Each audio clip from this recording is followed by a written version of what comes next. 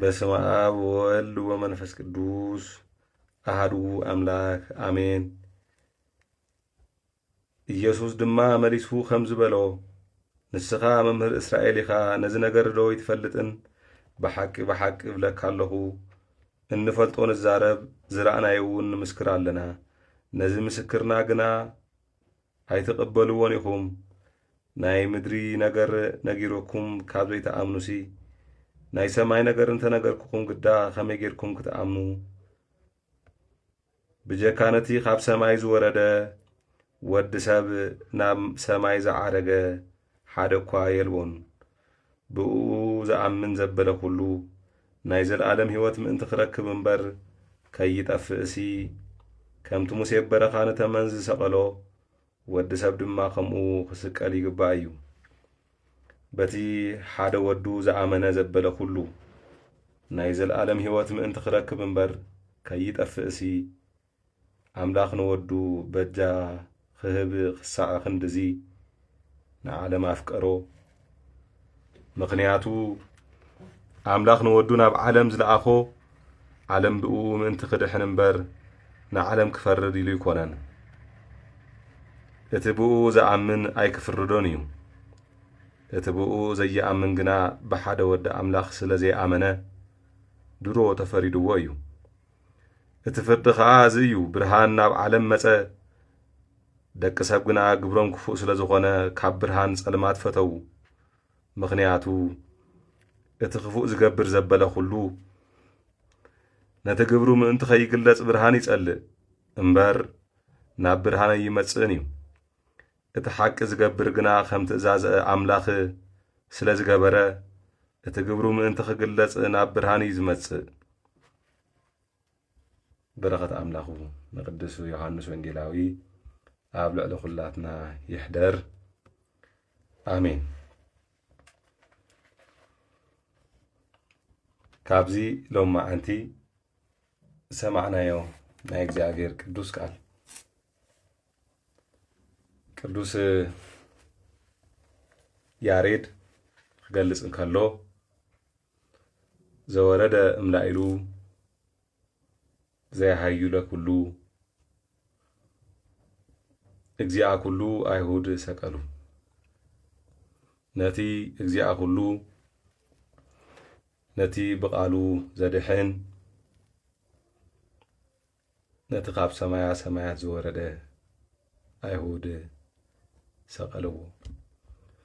ዘወረደ ኢልና ናይ ወልደ እግዚኣብሔር ምውራድ እናዘከርና ንጾም ጾም ሰዓት ስለ ዝኾነ ኣብዚ ሰዓት እዚ ክንሓስቦ ዝግባእ ሰማያዊ ቃል እዩ። በቲ ሓደ ወዱ ዝኣመነ ዘበለ ኩሉ ናይ ዘለዓለም ሕይወት ምእንቲ ክረክብ እምበር ከይጠፍእሲ ኣምላኽ ንወዱ በጃ ክሳዕ ዝህብ ክሳዕ ክንድዚ ንዓለም ኣፍቀሩ። ንሓደ ወዱ ዝለኣኸልና በጃ ክኸውን ኣሕሊፉ ንሞት ንመከራ ንመስቀል ዝሃበ ኣቦ ክንደይ ዝኣክል ነዚ ዓለም እዚ ኣፍቀራ። ዓለም ክንብል ከለና ኣብ ዓለም ንነብር ንዝወደቕነ ንዝደኸምና ንኣና ዳ እምበር ነቲ እምባን ነቲ ኮረብታን ኣይኮነን። ንዓና ንኸድሕነና ወረደ። ብርሃን ኣብ ጸልማት ንዘለና ናብ ዓለም መጸ። እቲ ሓቀኛ ብርሃን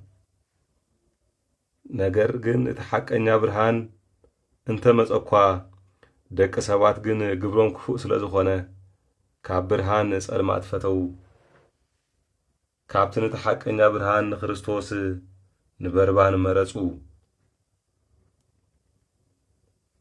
ነቲ ሓቀኛ ብርሃን ኣይተቐበልዎን፣ ብርሃኖም ኣይፈለጥዎን፣ ኣብ ጸልማት ክነብሩ መረጹ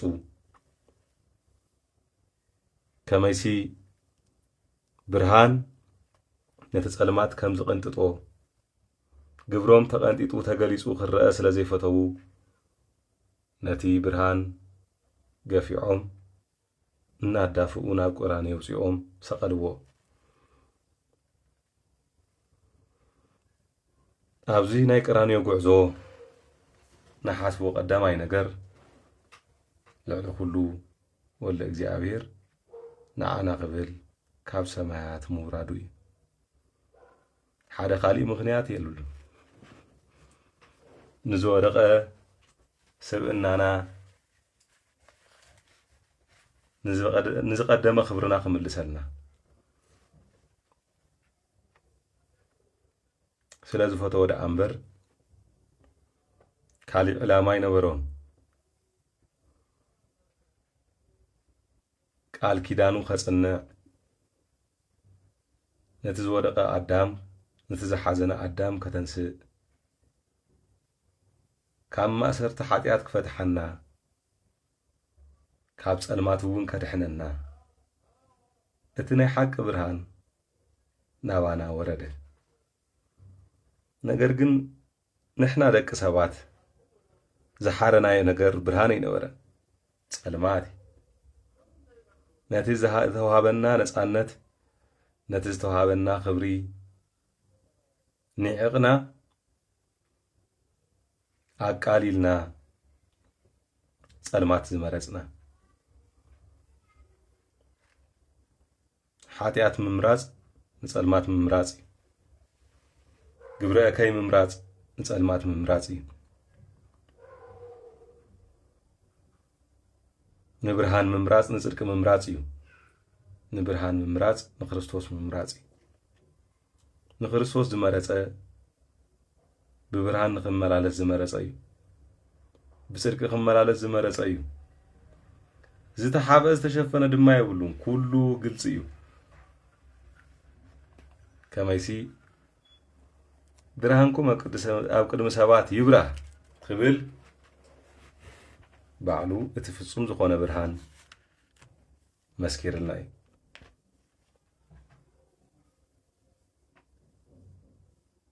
ነዚ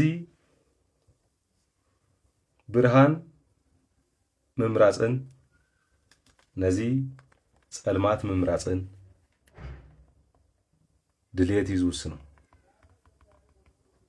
ፍትወት እዩ ዝምስኖ። ከመይሲ እቲ ቅዱስ መጽሓፍ እንታይ ይብለና ኣሎ? ደቂ ሰባት ግና ግብሮም ክፉእ ስለ ዝኾነ ካብ ብርሃን ጸልማት ፈተው ይብል። ጸልማት ስለ ዝፈተው፣ ጸልማት ስለ ዝሓረዩ፣ ጸልማት ስለ ዝመረጹ ደኣ እምበር ጸልማት ዝረብሕ ጸልማት ዘዕርፍ ኮይኑ ይኮነን። ነገር ግን እቲ ክፋእ ግብሮም ከይግለጽ ንጸልማት መረጹ።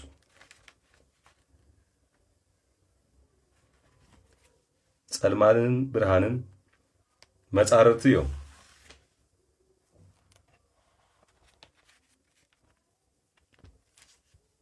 ቅድም ኣብቲ ናይ ቅዱስ ጴጥሮስ መልእኽቲ ናረኣና ነርና። ፍቓድ ነፍሲ ምስ ፍቓድ ሥጋ መጻርርቲ እዩ። ብሓደ ይኾኑ። ሥጋ ነፍሲ ዘይትደልዮ ይመርጽ፣ ነፍሲ ከዓ ሥጋ ዘይደልዮ ትመርጽ። ስለዚ ነቲ ብርሃን ክንመርጽ ከለና ኣብ ሥጋና ዝሓደረን ነቲ ሥጋዊ ትምኔትናን ዘሸንፍ መንፈሳዊ ምግባር እንድሕር ደኣ ዘይጌርና ኮይና ናብቲ ብርሃን ንጓዓዘሉ ጉዕዞ እቲ ጸልማት ዝስዕሮ መንገዲ እዩ ዝኸውን። ጸልማት ዘይስዕሮ ሓቀኛ ብርሃን ንምትሓዝ እቲ ቀዳማይ ነገር ነቲ ብርሃን ምድላይ እዩ። ነቲ ብርሃን ምድላይ እዩ። ኣጽኒዕኻ ነቲ ብርሃን ክትደልዮ ከለኻ እቲ ብርሃን ከዓ ይደልየካ። ነዚ ጽኑዕ ድሌት ኣብነት ዝኾነና ኣብ ቅዱስ መጽሓፍ ዝተጻሕፈ ሓደ ታሪኽ ንረክብ። መጽሓፍ ቅዱስና ገሊጽና ኣብ ሉቃስ ወንጌል ምዕራፍ 19 ንረኽቦ ብጽኑዕ ነቲ ብርሃን ዝደለየ ቁመቱ ዝሓፀረ ልቦንኡ ዝሰፍሐ ዘኬዎስ ዝበሃል ደላይ ብርሃን ንረክብ። ነቲ ናብ ምድሪ ዝወረደ ብርሃን ዝኣለሸ እቲ ዘኬዎስ ዘስሙ ሃብታም ሰብኣይ ሓለቓ ተቐበልቲ ቀረጽ ናይ ግብሪ ሚኒስተር ነበረ። ንኢየሱስ ከዓ መን ምዃኑ ክሪኦ ይደሊ ነበረ። ዝገርም እዩ። ንኢየሱስ ከዓ መን ምዃኑ ክርኢ ይደሊ ነበረ። እዚ ዕለት ዕለት ገንዘብ እናሰብሰበ ዝነብር ሃብታም ሰብኣይ ዘኬዎስ ክሪኦ ዝደሊ ዝነበረ ነቲ ናይ ሓቂ ብርሃን እዩ። እዚ ዕለት ዕለት ኣነን ንስኻትኩምን ንሪኦ ብርሃን ንኹሉ ዝወፀ እዩ። ንሓጥእን ንጻድቕን ዝፈሊ ይኮነን። ነገር ግን ነቲ ናይ ሓቂ ብርሃን ይፍለ እዩ። እቲ ኣብዛ ዓለም ከለኹ ናይዛ ዓለም ብርሃን ኣነ እየ ክብል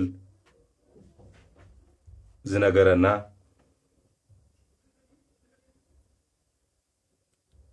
ብርሃን። ስለዚ ዘኬዎስ መን ምዃኑ ክሪኦ ይደሊ ነበረ። እቲ ካብ ሰማያት ዝወረደ እቲ ጸልማት ዘይስዕሮ ብርሃን፣ እቲ ካብ ድንግል ማርያም ዝተወለደ እቲ ፍቕሪ ሓይልዎ ናብ ሰማያት ክብሩ ክርኢ ዝተመነየ ዘኬዎስ ተመልከቱ ከመይ ዝበለ ብርሃን እዩ ክብል ክሪኦ ይምነ ነበረ። ድሌትን ትምኔትን ጽኑዕ ዝኾነ ፍቕርን ክህልወካ ከሎ ነቲ ብርሃን ብኸመይ ከም ትእልሾ ካብ ዘኬዎስ ንምሃር ኢና። ዘኬዎስ ኩሉ ኢሉ እኳ እንተነበረ ዝሓፅሮ ነገር ግን ነይርዎ። ቁመቱ ሓፂር ስለ ዝነበረ ግና ኣብቲ እኩብ ህዝቢ ምርኣይ ሰኣነ። እቲ ብርሃን ኣሎ፣ ነቲ ብርሃን ከይሪኦ ዝኸወልዎ እኩብ ሰባት ከዓ ኣለዉ። ነቲ ብርሃን ከይንሪኦ ዝኸወለና ነቲ ዝደለናዮ ብርሃን ንኸይንርኢ ዝኸልከሉና ኣብ ከባቢና ዘለዉ ሰባት፣ ኣብ ከባቢና ዘለዉ ኩነታት እንታይ እዩ? ከይንርኢ ዝኸልከለና ዝጋረደና ነቲ ብርሃን ከይሪኡ ብርሃን ዘይምርኣይ እሞ ከዓ ነቲ ሓቃዊ ብርሃን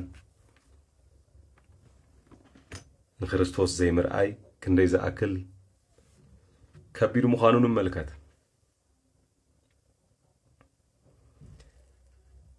ምሕላፉ በበይ መንገዲ ምዃኑ ኣቐዲሙ ስለ ዝፈለጠ ጽኑዕ ድሌት ስለ ዝነበሮ ግን ነቲ ዝሓፀሮ ነቲ ዝኸልከሎ ሓሊፉ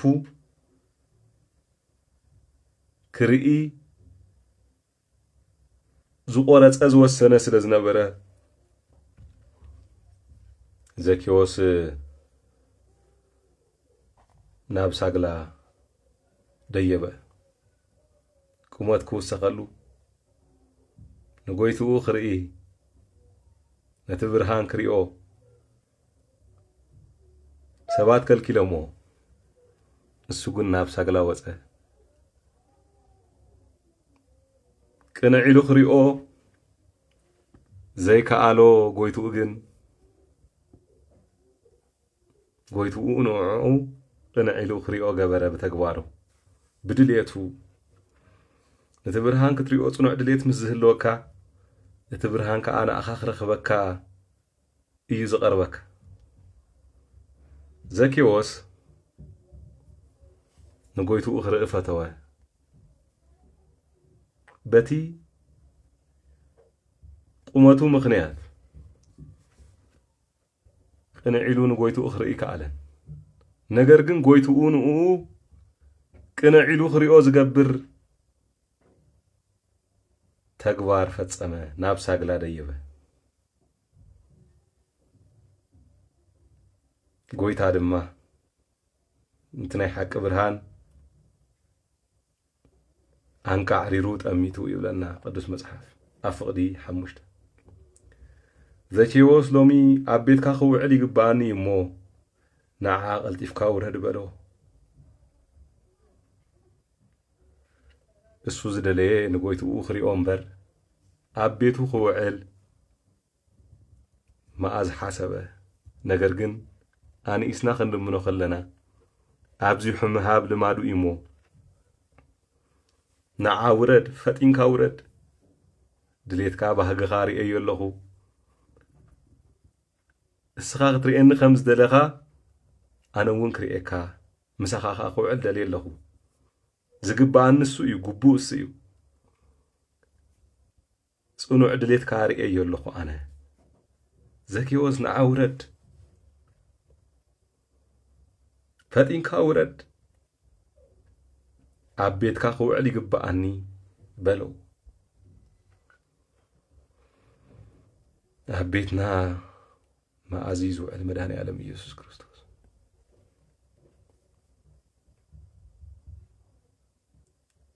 ኣነ ኣብ ቤትካ ክውዕል ይግባአኒ ዝብለና መኣዚ ንዑ ንኽንርኢ ጽኑዕ ድሌት ሃልዩና ንገብሮ ቆራጽ ውሳነ ናይ ንስሓ መንገዲ ንጸልማት ተጸይፍና ነቲ ናይ ሓቂ ብርሃን ንምርኣይ ክንምነ ከለና ዝኸድናዮ ጉዕዞ ዝፀዓርናዮ ፃዕሪ ተመልኪቱ ኣነ ኣብ ልብኻ ክውዕል ይግባአኒ እዩ ዝብለና ዘኬዎስ ንኡ ንኽርኢ ስለ ዝተመነየ ጥራሕ ኣይኮነን እቲ ድሌቱ ንምፍጻም ዝኸፈሎ ርሕቐትን ዋጋን ንመልከት ዘኬዎስ ከልኪሎሙን ኢሉ ጠጠዋ አይበለን ዝኸልከልዎ ሓሊፉ ጎይትኡ ዝርእየሉ መንገዲ ኣለሸ ናብ ሳግላ ደየበ ቅንዒሉ ክሪኦ ዘይከኣለ ጎይትኡ ድማ ቅንዒሉ ንኽሪኦ ገበረ ፍጥረታት ኩሉ አንጋሕቲቶም ዝምልከትዎ ጎይታ ንዘኬዎስ አንቃዕሪሩ ተመልከቶ ረአዮ ተመልከቱ ፍጠናዓ ውረድ ኣብ ቤትካ ክውዕል ይግባአኒ በሎ ቀልጢፉ ከዓ ወረደ ተሓጒሱ እውን ተቐበሎ እዚ ምስ ረአዩ ግን እቶም ዝኸልከሉ እቶም ዕንቅፋት ዝኾኑ ከም ዝኽብሉ ኣጉረምረሙ እንደ ሓጥእ ሰብኣይ ክውዕል ኣተወ ኢሎም ማዕዘምዘሙ እንደ ሓጥእ ኣተወ በሉ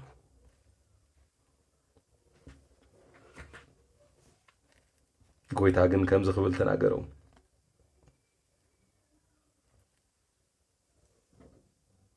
ኣነ ንጻድቃን ዘይኮንኩስ ንሓጥኣን እየ ዝመጸኹ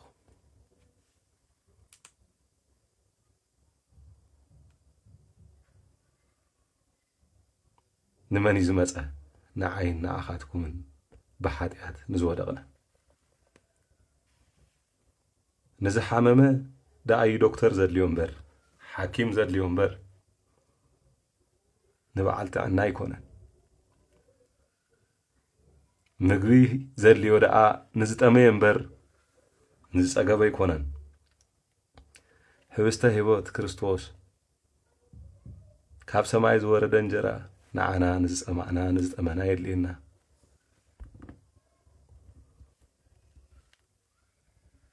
ዘኪዎስ ባህበሎ ጎይትኡ ምስኡ ስለ ዝወዓለ ጎይታይ ፈረቓ ጥሪተይ ንድኻታት ክህብ እየ በለ። ገለ ዝዓመፅክዎ እንተለውን 4 ዕፅፊ ክምልሰሉ እየ በለ። ነቲ ሓደ ዝዓመፅክዎ 4 ዕፅፊ ክፈድዮ እየ ይቕረበለኒ ኢሉ ተነስሕ። ኢየሱስ ድማ ከምዚ ክብል መለሰሉ፣ ሎሚ ነዚ ቤት እዚ ድሕነት ኮነሉ ከመይ ንስኻ እውን ወዲ አብርሃም ኢኻ።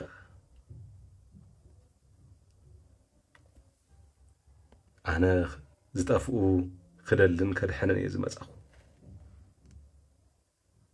ዝጠፍኣና ክእልሸና ንዝጠፍኣና ከድሕነና እዩ ዝመጸ ዝወረደ። እሞ እዚ ክኸውን ከሎ ደኣ ንሕና ከም ዘኪዎስ ኣይንንስሓን ዲና? ከም ዘኪዎስ ኣይንምለስን ዲና? ዘኪዎስ ንስሓ ኣተወ። መድኃኔ ዓለም ኢየሱስ ክርስቶስ ከዓ ነዚ ቤት ምድሓን ኮነሉ በለ። ቤት ማሕደሪ ማሕደር እግዚአብሔር ኮነ። ቤት ዘኪዎስ ማሕደር እግዚአብሔር ኮነ። ልቡና ዘኪዎስ ማሕደር እግዚአብሔር ኮነ። ብንስሓ ስለ ዝተመለሰ ጽኑዕ ድሌት ስለ ዝነበሮ ነዚ ድማ ንዝበደሉና ይቅር ንበሎም፣ ንዝበደልናዮም ከዓ ንኽሓሶም። ጾም እዚ እዩ ብንስሓ ክንምለስ ከለና፣ ብይቕረታ ክንምለስ ከለና እቲ ብርሃንና ከዓ ገጽ ምሕረት ናባና ይምልሰልና። እምበኣርከስ ሎሚ እውን ዝረፈደ ይኮነን እቲ ብርሃንና ንኣልሾ፣ እንቲ ናይ ሓቂ ብርሃን ንኣልሾ እሱ ድማ ቅንዕ ኢሉ ክርእየና እዩ፣ ክጥምተና እዩ፣ ብርግጽ ከዓ ክርእየና እዩ። ንሕና ዘይረኣናዮ ንሕና ዘይጸዋዕናዮ ደኣ እምበር እዝኑ ዘይከፈተልና ኣይኮነን። ንሕና ዘይረኣናዮ ደኣ እምበር እሱ ዘይረኣየና ኣይኮነን። ንሕና ዘይሰማዕናዮ ደኣ እምበር እሱ ዘይሰምዐና ኣይኮነን። ንሕና ዘይሓሰብናዮ ደኣ እምበር እሱ ዘይሓሰበና ኣይኮነን። ዝሕልወና ትኽሳይ ይብለን እዩ። ንሕና ግን ካብ ሓለውኡ ክንወፅእ ዝደለና፣ ካብ ደንበ ክንወፅእ ዝደለና፣ ዝወፃና እውን ርሒቕና ዝሃድምና ኢና። እንተ ተመሊስና ግን ሓላዊና ሕዝቡን ንሓለወና እዩ እናተጸበየና። ስለዚ ነቲ ናይ ሓቂ ብርሃንና ንክርስቶስ ንኣልሾ እግዚአብሔር ኣምላኽ ከዓ ፍጹም ብርሃኑ የብርሃልና። ጾምና ብሰላም ጀሚሩ ብሰላም የፈጽመና። ሎሚ ፍቓድ ኣምላኽ ኮይኑ ነዚ ቃል እዚ ተዘራሪብና ኣለና። ጽባሕ እውን ከምዚ ክንቅጽል ኢና ብዝተወሰነ መልክዑ እግዚአብሔር ብዝፈቅደልና መጠን ንሎሚ ብዚ ኣኽለና። ወስብሐት ለእግዚአብሔር ወለወላዲቱ ድንግል ወለመስቀሉ ክቡር አሜን።